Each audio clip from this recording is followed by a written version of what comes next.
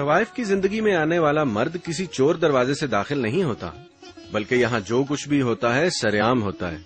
بس سب سے پہلے تو انہوں نے فون نمبر لینا ہوتا ہے، اس کے بعد پھر انہوں نے بات بڑھانی ہوتی ہے، جی میرا دل کرتا ہے آپ کو ملنے کو، بس اس طرح کی باتیں سنائیں گے۔ ہم بھی سمجھ آتے ہیں کہ یہ بندہ جو ہے اب چاہتا ہے کہ میں اسے حاصل کروں، تو پھر وہ اس بات پہ آ جائیں گے کہ جی آپ میرے ساتھ 2-3 دن کے لیے سیر کرنے جائیں گی نہیں جائیں گی، ان چیزوں پہ آ جائیں گے۔ جب سیر پہ چلے گئے تو پھر دوستی شروع۔ کہ جو ذمہ دار لوگ ہوتے ہیں ان کے ہاں اولاد نہیں ہوتی تھی، وہ طوائفوں کے جسم سے بچے پیدا کرتے تھے اور واپس اپنے بچے وہی اپنی شریف عورتیں، اپنی جو ان کی بیگمیں ہوتی تھیں ان کے پاس لے جاتے تھے اور ان کو دے دیتے تھے۔ طوائف کی بڑی سیدھی سادھی نفسیات ہوتی ہے۔ معشوقی اسے ماں کی طرف سے ورثے میں ملتی ہے اور وہ اس وراثت کو ہمیشہ اپنے حق میں استعمال کرتی ہے۔ ایک طوائف تھی جس سے پوچھا گیا تھا کہ تمہارا باپ کون ہے؟ اس نے کہا پیسہ۔ تمہاری ماں کون ہے؟ اس نے کہا پیسہ۔ تمہارا بھائی کون ہے؟ اس نے کہا پیسہ۔ ایون کہ اس نے سب رشتوں کو ہی پیسے کا ہی نام دیا تھا۔ طوائف کو کبھی پیار نہیں ہوتا ہے، ان کو اگر پیار ہے تو صرف اور صرف پیسوں سے۔ سوال یہ ہے کہ پیسہ پیسہ کرنے والی یہ مخلوق کبھی دل کے ہاتھوں مار بھی کھا سکتی ہے؟ کیوں طوائف کا دل نہیں ہے؟ طوائف محبت کرتی ہے۔ طوائف کو کبھی پیار نہیں ہوتا ہے، کہتے ہیں کہ اس کے سینے میں دل نہیں ہوتا ہے۔ ایک شخص ایک طوائف کی زندگی میں آیا، اس سے محبت کی، شادی کی، وہ شادی بعد میں ناکام کیوں ہو جاتی ہے؟ کیونکہ ہم ایک عجیب ذہن رکھنے والی ہوتی ہیں، کھلا سا، آزاد گھومنا پھرنا، ادھر آنا ادھر جانا، ایک دم پھر بانڈ ہو جانا۔ شادی کرنے کو جی چاہتا ہے؟ بالکل ہے۔ آپ کرنا چاہتے ہیں مجھ سے شادی؟ کر سکتے ہو۔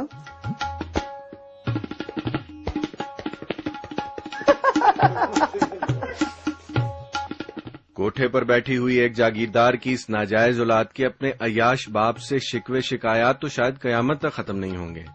اسی دوران آپ محبت کی ایک اور نشانی سے مل لیجئے۔ اس فیلڈ میں باپ نہیں ہوتے، اس بچے جب بڑا ہوتا ہے نا تو باپ کو گالی نکالتا ہے کہ یہ ایسا باپ تھا کہ اپنے ایسا نیچ اور گندی فطرت کا اپنے حفظ کی خاطر ہمیں اس منزل پہ پہنچا گیا ہے۔ اس نے ہمیں اپنایا نہیں، کیا اس کے پاس پیسے نہیں تھے؟ جسمانی طور پہ پیسے تھے کہ رات رہ کے تو گزار کے چلا گیا۔ ان کو پتہ چلتا ہے، پھر بعد میں وہ کہتے ہیں کہ نہیں یہ تو حرام کا، یہ پتہ نہیں کسی اور کا ہے، یہ میرا نہیں ہے۔ لائی حیات آئے قضا لے چلی چلے، نہ اپنی خوشی آئے نہ اپنی خوشی چلے۔ طوائف عام طور پر زندگی بھر اپنے باپ سے شدید نفرت کرتی ہے، لیکن پھر خود بھی وہی غلطی دہراتی ہے جو اس کی ماں نے کی تھی، یعنی کسی تماش بین یا عاشق نامدار کے ناجائز بچے کی پیدائش۔ یہ وہ درس ہے جو اس گھرانے کی ہر بیٹی اپنی بیٹی کو دیتی ہے۔ لیکن ہم کسی انسان سے طوائف کے گھر پیدا ہونے کے جرم میں زندہ رہنے کا حق تو نہیں چھین سکتے۔ ہمارے معاشرے کی اونچی قدریں اس بچے کی عزت نفس کو کیوں ٹھوکروں میں اڑاتی ہے جو قدرت کی مرضی سے کسی طوائف کی جھولی میں آن گرا؟ اس منافقانہ رویے اور دقیانوسی سوچ کو نوچ کر اپنے ذہنوں سے نکال پھینکنا ہوگا، ورنہ روشن خیالی کا جو خواب ہم نے دیکھ رکھا ہے ٹوٹ جائے گا۔ یہ ہے تاریخی شہر ملتان، اولیاء کرام کی سرزمین۔ چکنی مٹی والے اس شہر کی طوائفیں بہت مشہور ہیں۔ شہر کے عین وسط میں قدیم بازار حسن آباد ہے، جسے علاقائی زبان میں چکلا کہا جاتا ہے۔ اندازاً 500 کے قریب کنجر خاندان پشتوں سے اس چکلے میں جی رہے ہیں۔ سرکار نے گو کہ ملتانی طوائفوں کو ٹائم کمرے کی سہولت سے محروم کر رکھا ہے، لیکن پھر بھی طوائفوں کا دھندا یہاں خوب چلتا ہے۔ ان سے ملیے، یہ ہیں استاد شوکت لودھی، ملتان کی کنجر برادری کے سربراہ۔ اپنے خاندانی پس منظر پر یہ صاحب خوب روشنی ڈالتے ہیں۔ یہاں کافی لوگ آ کر آباد ہوئے ہیں، فنکار یہاں کے نہیں ہیں، جو بھی آئے ہیں باہر سے آئے ہیں، فن اپنایا ہے، دنیا کو دکھایا ہے، جس سے اپنی قوم کو پہلے انہوں نے لودھیال کے ذریعے روشناس کرایا۔ اب لودھیال قوم نہیں تھی، کسی کو پتا لودھیال کون ہے کون نہیں، کیونکہ یہ لوگ جو آتے تھے نا، جو بھی اچھے لوگ تھے اکثر رات کی تاریخی میں آتے تھے، یہ دن کو کبھی نہیں آئے۔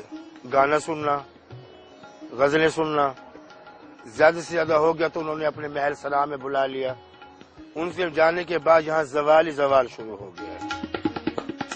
طوائف کو بیاہنا آسان ہے، بسانا بہت مشکل ہے، اور جنہیں پھر بھی یہ رشتہ مقصود ہو انہیں بڑے پاپڑ بیلنا پڑتے ہیں. ہمارے گھر میں جتنے نوکر ہوتے ہیں یہ بھی شرفا ہیں. عاشق بن کر آئے اور نوکر بن گئے. کئی یہیں آ کر مر گئے جن کو کفن دفن بھی ہم نے خود کیے. انہوں نے آج تک ہمیں پیچھے بتایا ہی نہیں کہ ہم پیچھے کے کون ہیں. لیکن ہمارے پاس آنے کے بعد وہ اپنا پیچھے بھول کے آتے ہیں، جو یہاں آ کر ہمارے پاس مسلسل رہتے ہیں. یہاں ہر چیز عام و عام ہوتی ہے، رنگینی ہوتی ہے، عیاشی ہوتی ہے، کسی چیز پہ پابندی نہیں ہوتی. ایک تہذیب کے علاوہ، ایک تمیز کے علاوہ، ایک تعظیم کے علاوہ یہاں ہر چیز پہ پابندی ہے. چکلے میں بیٹھی ہوئی عورت کو زمانہ جس نام سے بھی یاد کرے یہ ایک الگ بحث ہے، لیکن استاد شوکت کا یہ بیان بھی آن ریکارڈ ہے. جو ہر چیز ہمیں میسر اسی گھرانے سے ہوئی ہے، ہم اسے برا کیوں کہیں گے؟ ہماری روزی ہے، ہم ہر گھرانے میں ہیں اور ہر گھرانہ ہم سے منسلک ہے.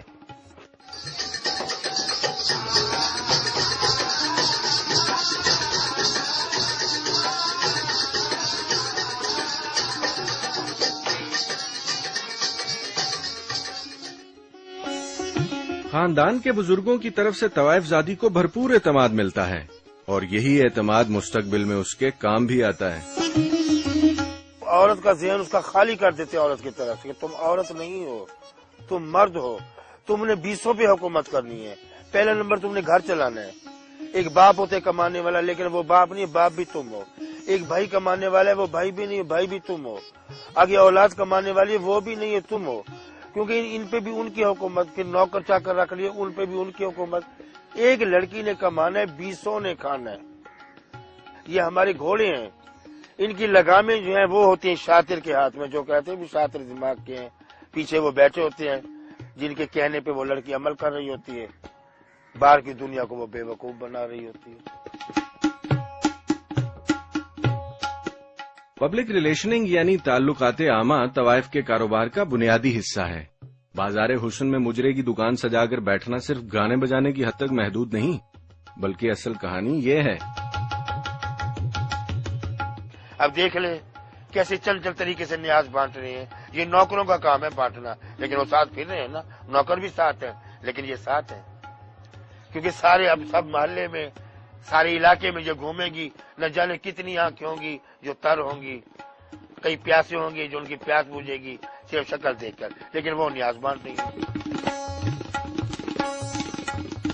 کنجر گھرانے کو نہ صرف نامی گرامی خاندانوں کے بچے جننے کا شرف حاصل ہے، بلکہ یہ لوگ نوابین اور شرفا کے بچوں کو شرافت سکھلانے کے بھی دعوے دار ہیں.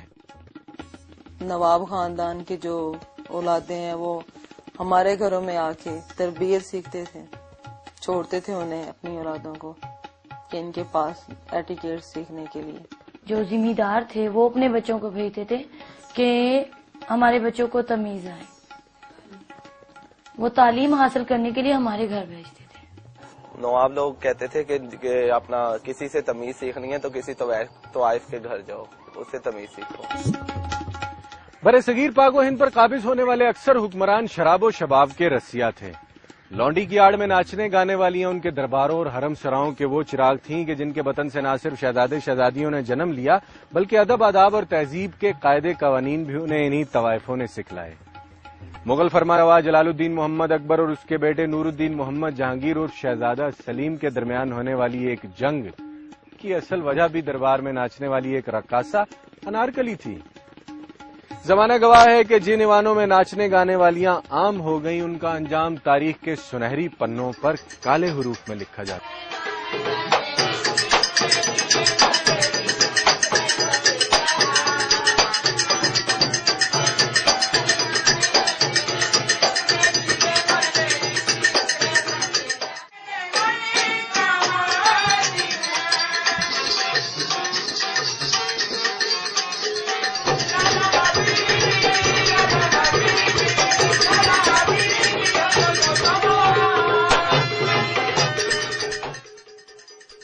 اگر طوائف جسم ہے تو تماش بین روح. تماش بین بننے کے لیے کن اوصاف اور قابلیت کی ضرورت